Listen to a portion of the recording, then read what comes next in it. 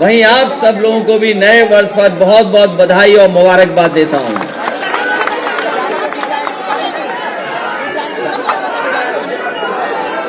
ये नया वर्ष आप सबके जीवन में खुशियां लाए। आने वाले वर्ष में आप सब स्वस्थ रहें। आने वाले समय में जो नया वर्ष आया है वो गरीबों, किसानों और उत्तर प्रदेश के लोगों के लिए खुशहाली का वर्ष हो। तारीख जरूर आज बदली है, तारीख जरूर बदली है, लेकिन आने वाले समय में हमारे और आपके लिए नया वर्ष तभी होगा जब उत्तर प्रदेश में नई सरकार हो।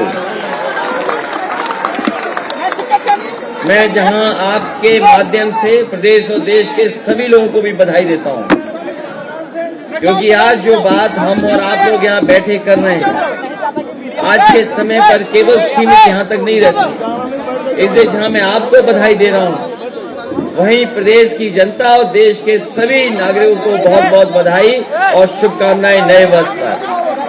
आज जब हम और आप सब लोग उठे होंगे, जब हम और आप सब लोगों ने आंखें खोली होंगी, तो जहां नया वर्ष था वहीं एक खबर ऐसी भी आई जिसमें बड़ी संख्या में लोगों की जान गई है।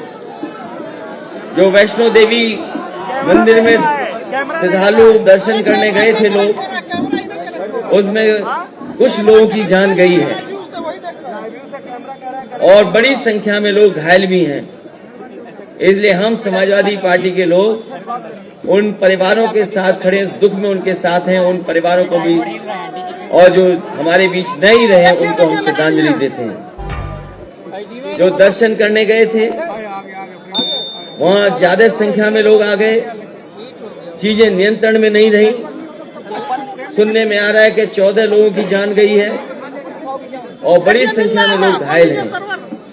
तो घायल लोगों का इलाज भी हो, स्वस्थ हो जल्दी, और जिन लोगों की जान गई उनको श्रद्धांजलि देते हैं और वहीं उनके परिवार के साथ इस दुख में हम लोग खड़े हैं। 2021 कैसा गुजरा है वो आप और हम लोगों से बेहतर कोई नहीं समझ सकता। 21 में जो परेशानियां आई या 21 से पहले जो परेशानियों का सामना करना पड़ा, इतना दुख, तकलीफ और परेशानी किसी सरकार में नहीं आई होगी जितनी 2021 तक लगातार हम लोगों ने सामना किया है।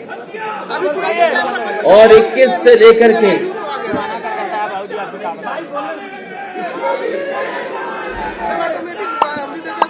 21 का साल बहुत दुख भरा रहा।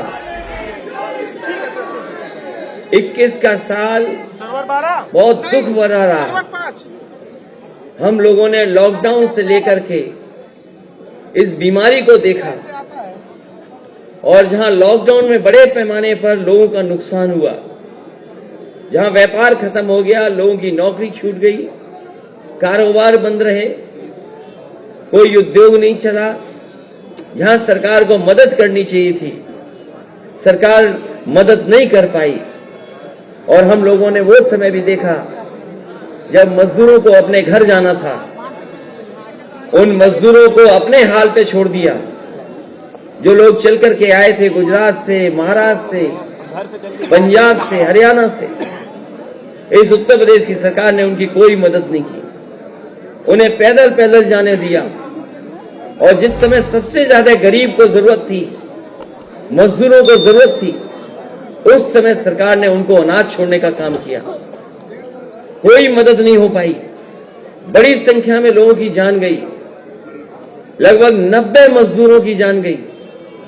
उसके बाद भी जाने गई होंगी, सरकार ने मदद नहीं की।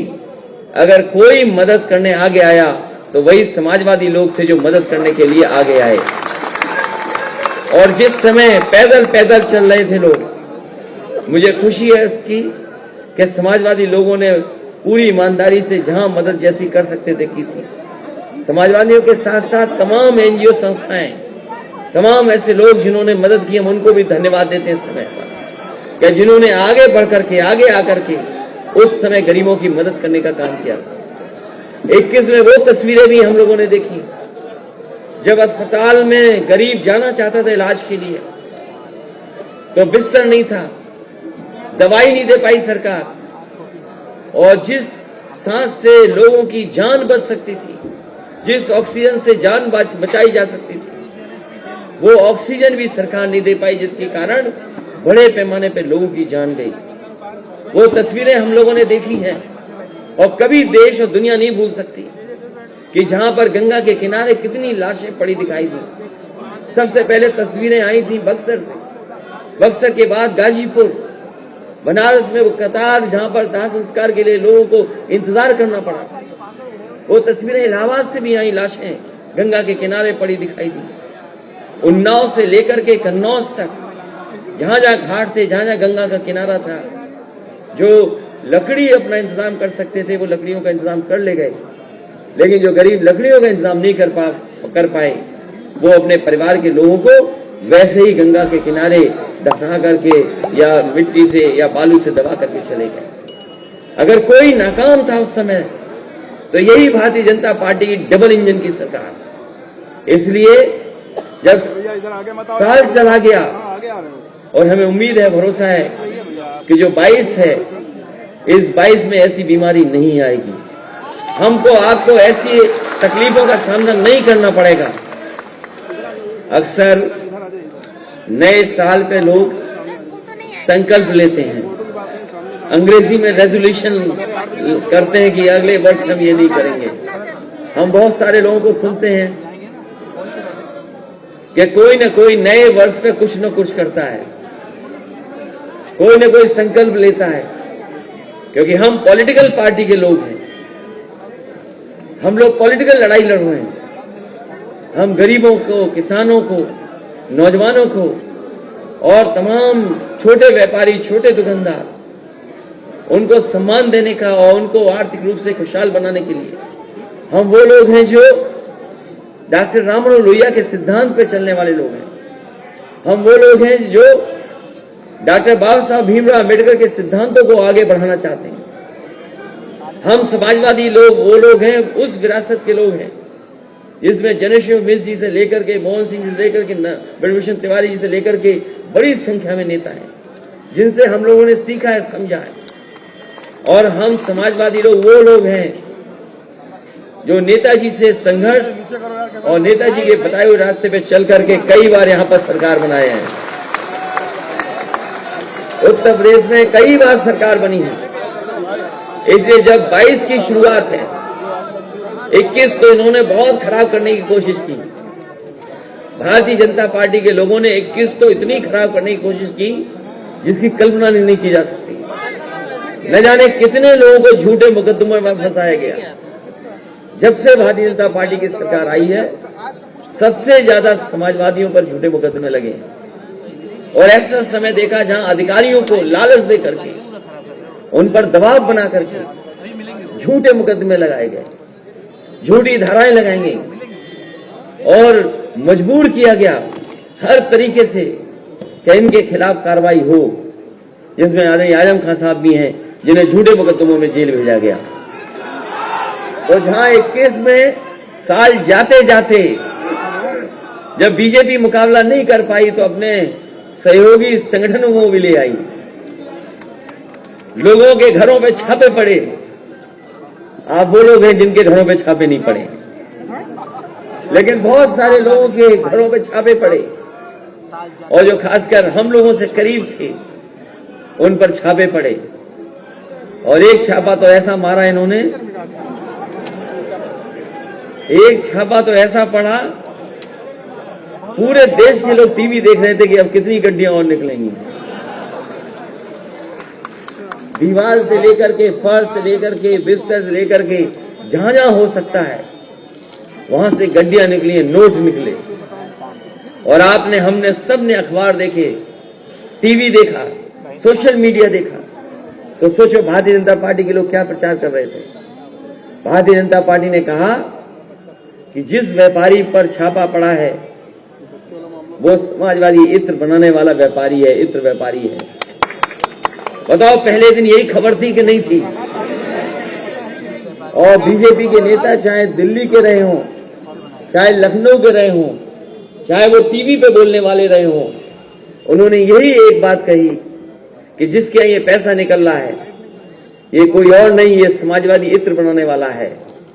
जब मैंने पूरी छानबीन की और पूरी जानकारी कर ली और इस बात की जानकारी की कहीं कोई हमारे से संबंध तो नहीं है, कहीं हमारे किसी साथी का कोई संबंध तो नहीं है, जब इस बात से मैं पक्का हो गया तब हम लोगों ने कहा कि ये डिजिटल इंडिया की गड़बड़ी है,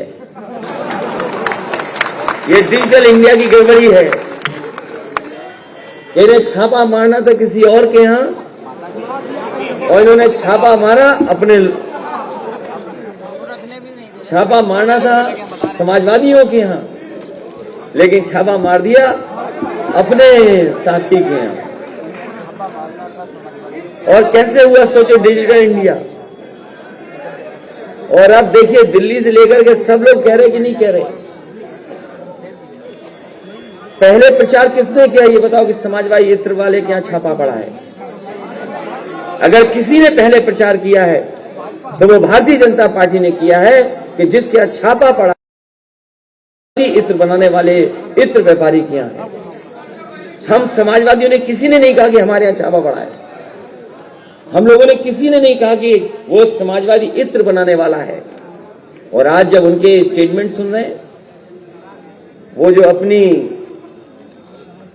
बात को जो नहीं सच साबित कर पाए, वो हम लोगों पे क्या आरोप लगा रहे हैं कि हमने तो कहा ही नहीं था कि समाजवादी इत्र इनके पेट में दर्द क्यों हो रहा है। और हम तो उनसे कहते हैं कि आपके पेट में दर्द क्यों हो रहा है, जब आपका पहला वाला छापा मारने वाला आपका ही आदमी निकला। जिसके यहां छापा पड़ा पहले उन्हीं का आदमी निकला। अपनी खीस मिटाने के लिए, अपनी बदनामी बचाने के लिए इन्होंने दोबारा छापा मारा। बताओ। और वो पहला डिजिटल इंडिया का इसलिए गड़बड़ी हुई क्योंकि दोनों व्यापारियों के नाम एक से हैं,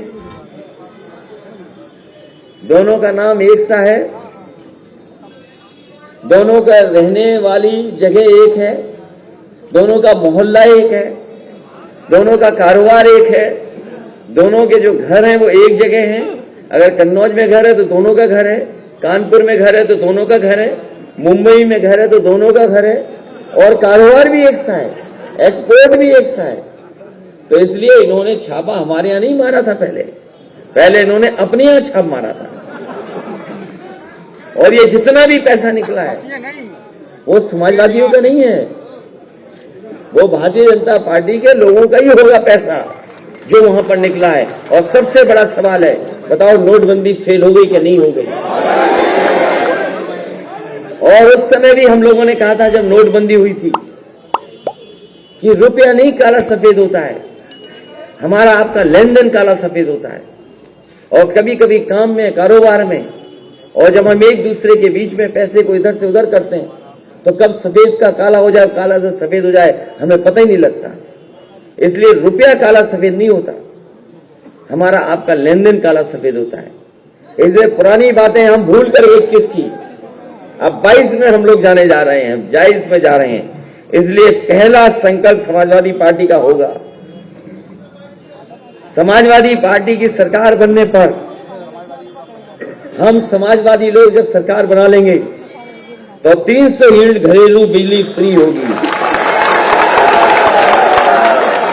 समाजवादी सरकार बनने पर 300 यूनिट बिजली घरेलू फ्री होगी।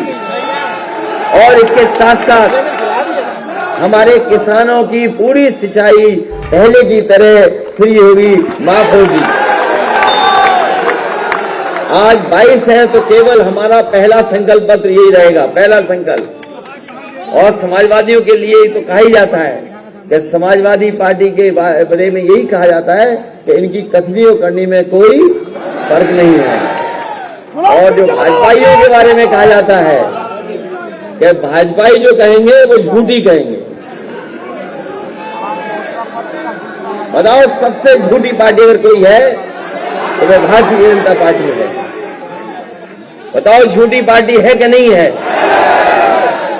इसलिए पहला संकल्प हम लोगों का है और पहली घोषणा जो मैनिफेस्टो में शामिल होने जा रही है कि 300 यूनिट घरेलू बिजली फ्री होगी। और इसके साथ साथ किसानों के लिए भी सिंचाई माफ, सिंचाई फ्री होगी। और जैसे जैसे हम लोग चुनाव में आगे जाएंगे, हम लोग अपने घोषणा पत्र में चीजें शामिल करते जाएंगे।